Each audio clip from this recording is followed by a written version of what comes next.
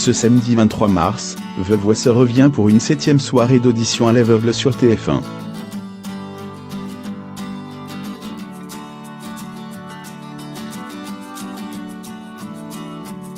À cette occasion, Jennifer a accordé une interview au Parisien Week-end dans laquelle elle se livre sans tabou, au point de commettre quelques maladresses.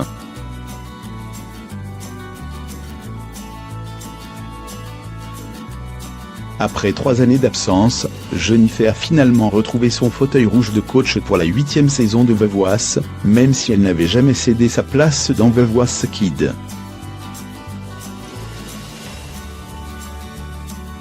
Ce samedi soir, TF1 diffuse le 7e épisode de la saison, de nouveau consacré aux auditions à l'aveugle.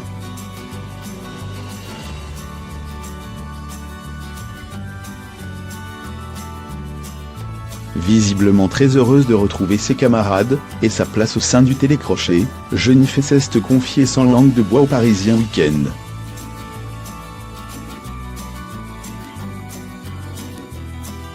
Mais au cours de l'entretien, la chanteuse a commis quelques maladresses en évoquant certains sujets.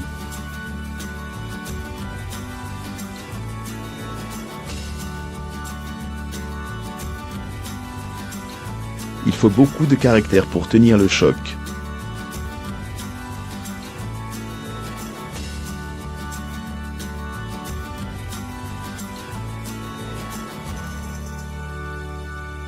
Ainsi, lorsque le magazine daté de ce vendredi 22 mars lui demande si elle conseillerait Veuve Was à un jeune qui débute, elle répond « Pourquoi pas moi-même, cette voix m'a réussi ».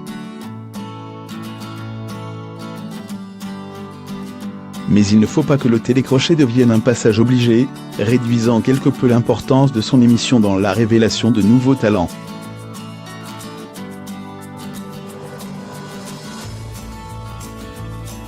La trentenaire a que les stars du moment telles Angèle et Clara Luciani, récompensées aux victoires de la musique, se sont fait remarquer autrement.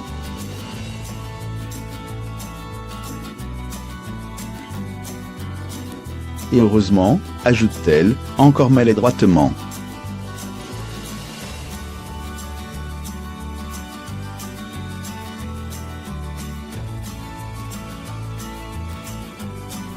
La chanteuse regrette aussi l'esprit de compétition, qui fait la mécanique de Veuve Was.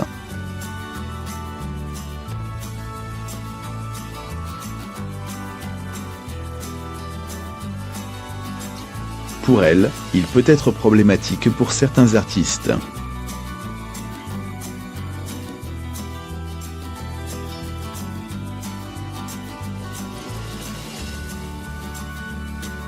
La compétition que représente ce genre d'émission ne convie pas toutes les personnalités.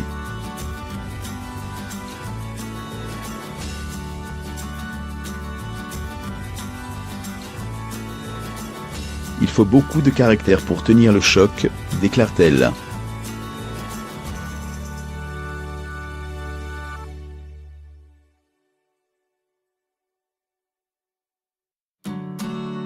Je sais que, dans un certain milieu, ça n'est peut-être pas très classe d'être coach dans Veuve Was.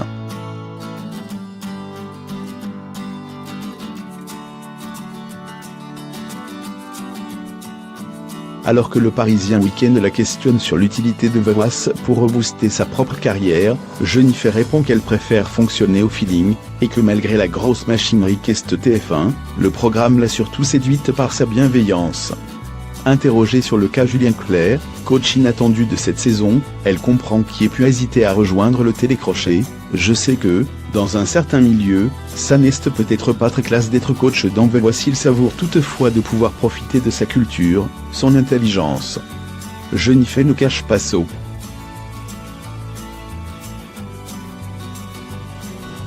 Ensuite interpellée sur la chanteuse Doechii qui a refusé de participer à l'émission parce qu'on avait voulu lui imposer une chanson pour les auditions à l'aveugle, Jennifer affirme qu'elle l'ignorait et commet une nouvelle maladresse en affirmant « Cela montre qu'elle a une forte personnalité ».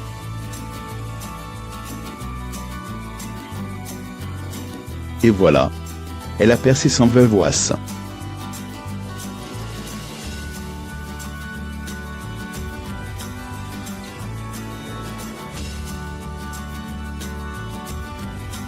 Enfin, alors que le Parisien Week-end déplore que les auteurs-compositeurs-interprètes ne puissent pas chanter leur propre création, Jennifer abonde dans ce sens, évoque le problème des audiences télé.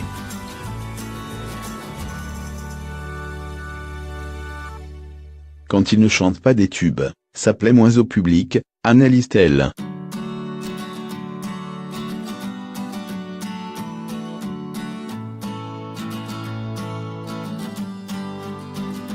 Autant de réponses non formatées qui, finalement, nous séduisent et nous incitent à suivre The Voice avec intérêt,